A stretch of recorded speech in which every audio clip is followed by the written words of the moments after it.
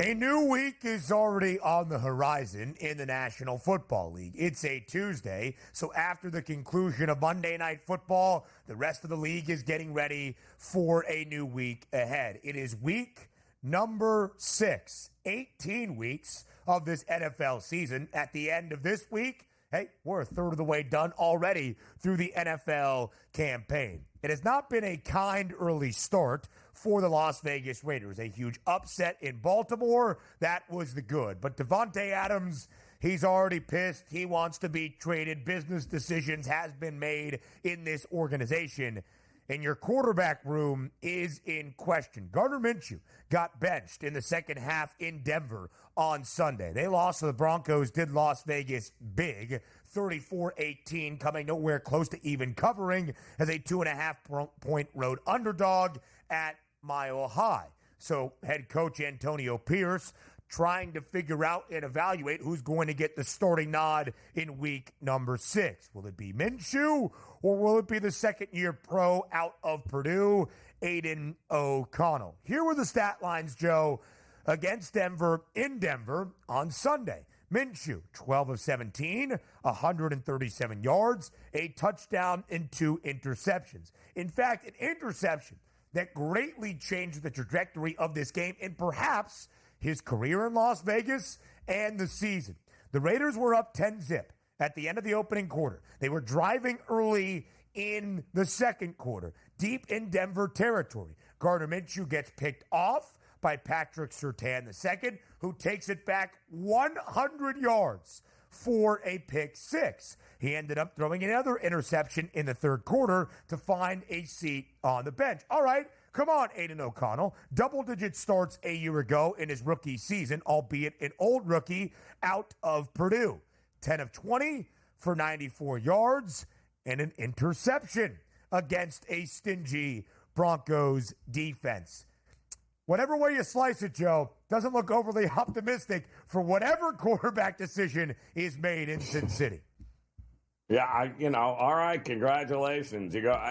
Listen, there was a reason why Devante Adams wanted out after agreeing to stay. That should have told you everything you need to know about the quarterback situation for the Raiders. I mean, he got paid, he got his money, and then he realized that, Gardner Minshew being the starting quarterback, leading him into, 3 defenders every time he's got to catch the ball to get absolutely crushed, is probably not a very good career extender.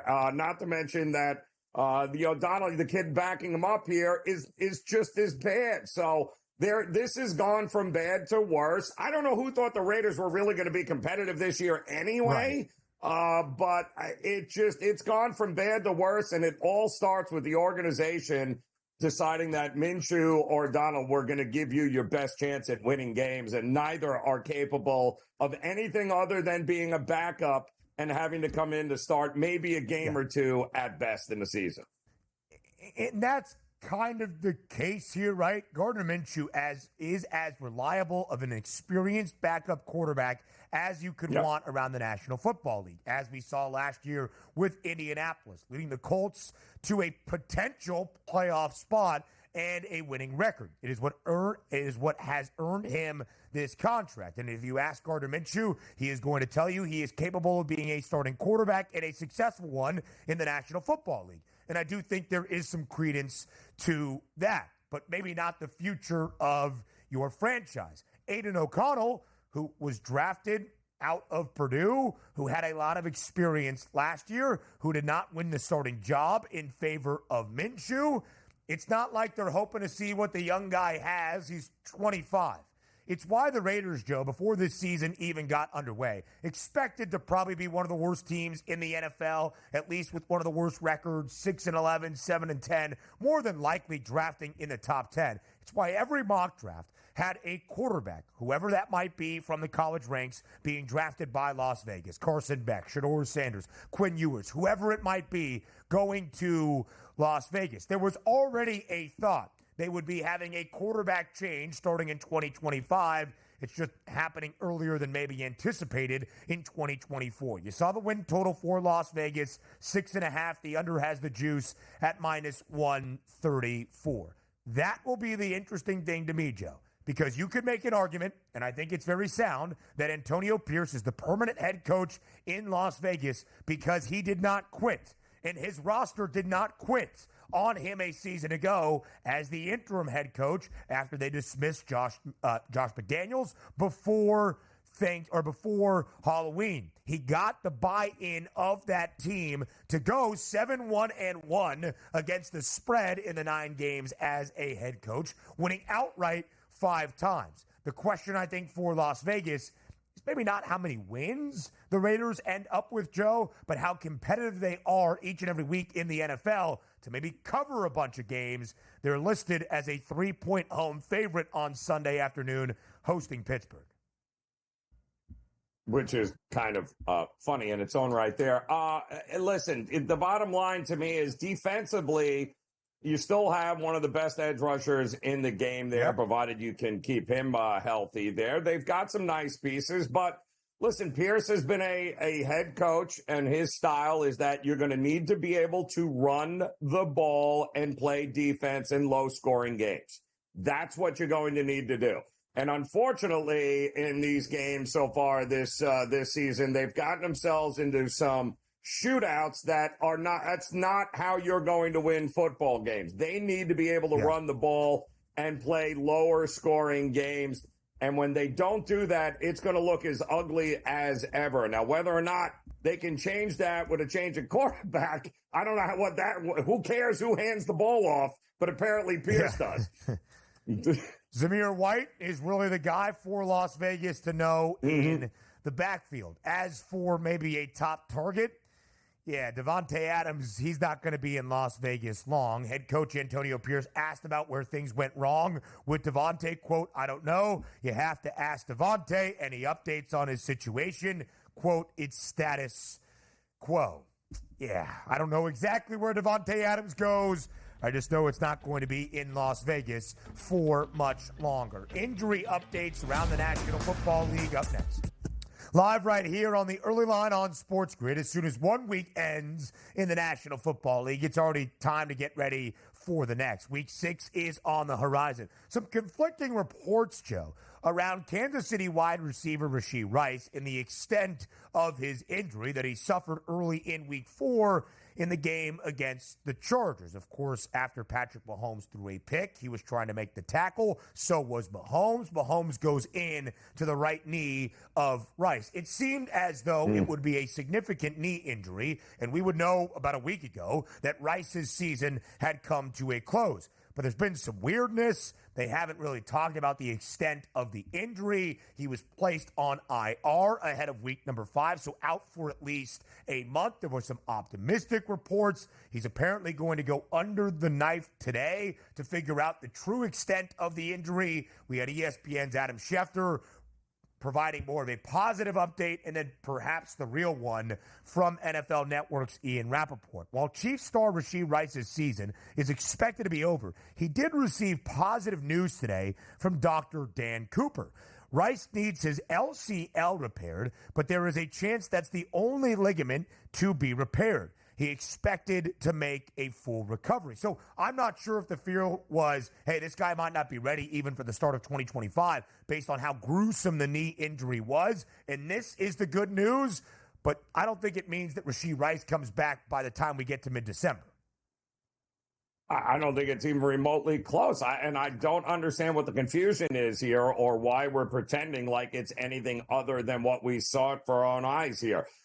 Very strange. I don't know if it has something to do contractually, Ben, or I don't understand why they're trying to play coy with the health of that knee and this player who clearly is not going to be a factor for them this year. I don't even know how you come back from something like that. So I'm just shocked that it's taken doctors this long to figure out what they're going to do with the knee. I mean, is there something that doctors in the NFL have not seen before, Ben? Is that possible? Yeah, I would doubt it, right?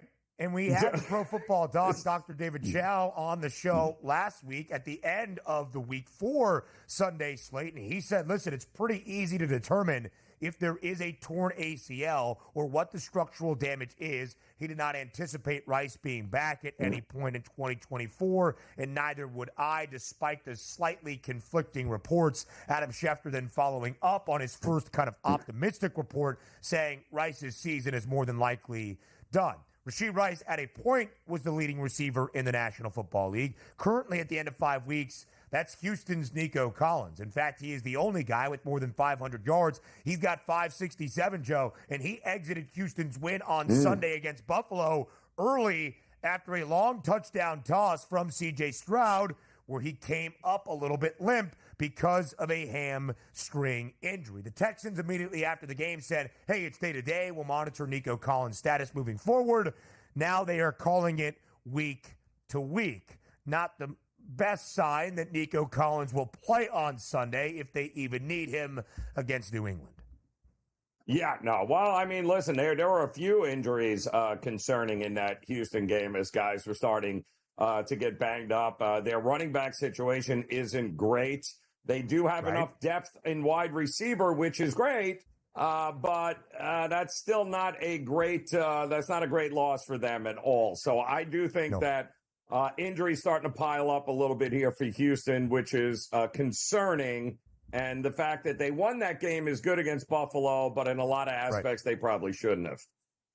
The Texans are 4-1, but they're just 1-3-1 against the spread, covering last week, closing as a slight 1.5 favorite at home against Buffalo. They're a full touchdown favorite on the road in New England on Sunday. Interesting situation with one of the promising young wide receivers in Green Bay, at least entering this year. Romeo Doubs didn't show up to practice last week. They had to suspend him. He then came back to the facility yesterday, met with the team. It went well, reportedly, and now he is going to be back at practice starting today for a new week as Green Bay gets ready to host Arizona at Lambeau on Sunday. The Packers a 5.5-point favorite against a good Cardinals team in terms of covering numbers as an underdog. Very strange situation going on there. I don't know what to make of that with them, but, you know, a lot of very young, promising wide receivers on that team. Be great if they made themselves available for Jordan Love. That would be great. I mean, Tucker Kraft, the second-year tight end from South Dakota State, what a stud. Imagine if Devante Adams didn't like Derek Carr so much, was in that offense. Anyway, that's for another time. More on the early line next. The futures for the rest of the National Football League season. We look at the MVP odds at the conclusion of week number 5, and we scratch our heads once again. Listen, I love the Kansas City Chiefs. They should be the AFC title favorites. They should reach a third consecutive Super Bowl. But Patrick Mahomes should not be the NFL MVP favorite. Don't listen to me. Listen to Patrick himself, who has said time and again over the last few weeks that he is not playing up to the caliber that he needs to or expects. He did not throw a touchdown last night. He should have. Juju Smith-Schuster kind of dropped one that popped up in the air and led to an interception for the big man, Colin Saunders. So that's not really on Mahomes, who did throw for more than 330 and was dicing up New Orleans' secondary on Monday night. But overall, the stats still look like this. 6 touchdowns to 6 interceptions. If you want to make him one of the favorites because nobody has taken the front-running seat, fine. But at plus 230 as compared to everybody else at 6-1 or greater, what are we doing? Lamar Jackson has the numbers to back it up, but I think it's voter fatigue. Shouldn't there also be voter fatigue with another guy in Mahomes that has won 2 MVP awards in the last 6 seasons? I mean, I guess I really shouldn't care that much. Mahomes is leading the Chiefs to a perfect 5-0 start, but still, Joe, it just kind of boggles the mind. Well, I think it really has more to do, Ben, with the books protecting themselves here in week 5. Are they really going to give you an opportunity to get Mahomes at 6-1, 7-1 in week 5 and 6 right now? And then all of a sudden he rattles off unbelievable numbers down the stretch and wins every game.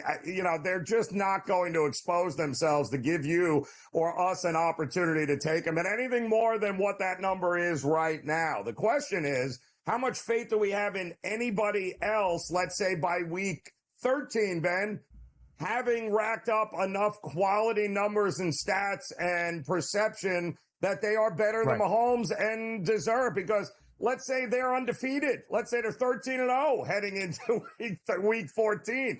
What would his number be then? So I think they're just protecting themselves at this point. Yeah, I would agree, Joe. And again, you would expect the offensive uptick to come for Kansas City. It's been the defense that has really led to this perfect 5-0 start. And again, Mahomes did throw for more than 330 yards last night against the Saints to end out week number 5. And I always say, individual success necessitates team success. If you are going to win an MVP or Heisman Trophy award, as we'll discuss in a little bit, your team needs to be good. A playoff team, a conference contender, a Super Bowl contender, and the Chiefs are certainly that. But Mahomes is 1,235 passing yards. That's 8th best in the NFL when it comes to quarterback rating right now. Patrick Mahomes is 19th. Behind the likes of Andy Dalton, Geno Smith, and Dak Prescott. It's not like he has been astonishing. But then again, Joe, I don't know who you really point to in terms of the MVP race. Lamar Jackson is playing out of his mind, but he just won the NFL MVP award a season ago, and he has won it twice in the last 5 years. Maybe that works against him. Is Jaden Daniels going to be considered a legitimate MVP contender? Like at points we saw C.J. Stroud during his rookie year? Maybe. Sam Darnold did lead the National Football League in passing touchdowns entering week number 5 and then did not throw any in London. Threw for less than $180 and had a very costly interception. Joe Burrow's putting up stats too, but his Bengals team is 1-4. Again, there's not many arguments, and I guess that's why Mahomes is also the short favorite. There's not many arguments for other quarterbacks to be placed in front of Patrick Mahomes at this point. Yep. No, it's going to be interesting, the Daniels argument. We'll see how that goes. I mean, Lamar had an unbelievable win on the road. I mean, he's going to be always in the conversation. How much do we believe Sam Darnold can continue to do what he's doing there? But, I mean, am I the only one that thinks – I mean, Kirk Cousins just threw for 500 yards here, and he seems to be getting a little healthier here, Ben. Am I crazy here in thinking they certainly have enough weapons and opportunities, I think, to have him throw the ball all over the yard? I call me crazy, but that might be the sleeper of the crew here. Kirk Cousins right now, 8 touchdown passes after throwing for more than 500 yards on Thursday night. Again, a franchise record for the Atlanta Falcons. We shall see, Joe, if the offense performs in the way they did on Thursday, which was, I mean, listen, he's not going to throw for 500 every week, but if they are much better than they were the opening month of this year, which was kind of the thought for the Falcons after the offseason acquisition of Kirk Cousins, and you had all the talent with Bijan Robinson and Drake London and Kyle Pitts, and they also added Darnell Mooney and Ray McCloud. Yeah, it's not a bad look. Again, as much as I am kind of condemning Patrick Mahomes being the short favorite to win the NFL MVP award, I'm not sure I would tell you, hey, that guy presents a ton of value at this moment. You see Jaden Daniels, who is the odds-on favorite to win Offensive Rookie of the Year at a greater than $2 price, already have the 5th best number, 5th best at 11-1 to win the NFL MVP award. I'm just going to mention a couple of names that I think could move up the board if their teams are good, which I think they are. That would be Jared Goff at a 22-1 number. The last time we saw Jared Goff, 2 Mondays ago against Seattle, he threw for more than 300 yards, and the offense put up 42 points after a relatively slow start for that Lions offense this year. And here's another name to just keep an eye on, Baker Mayfield. He did not throw for all that many yards, and the Buccaneers coughed up a game on Thursday night in Atlanta, but he still has 11 touchdown passes this year. He is one of 3 guys, alongside Joe Burrow and Sam Darnold, that has thrown for at least 11 touchdown passes, or at least more than double digits or more. I still think, Joe, that Tampa is going to be a winning football team, contending with Atlanta for the NFC South, or at least a playoff berth in the NFC. I would keep an eye on Baker Mayfield as well. Listen, very efficient.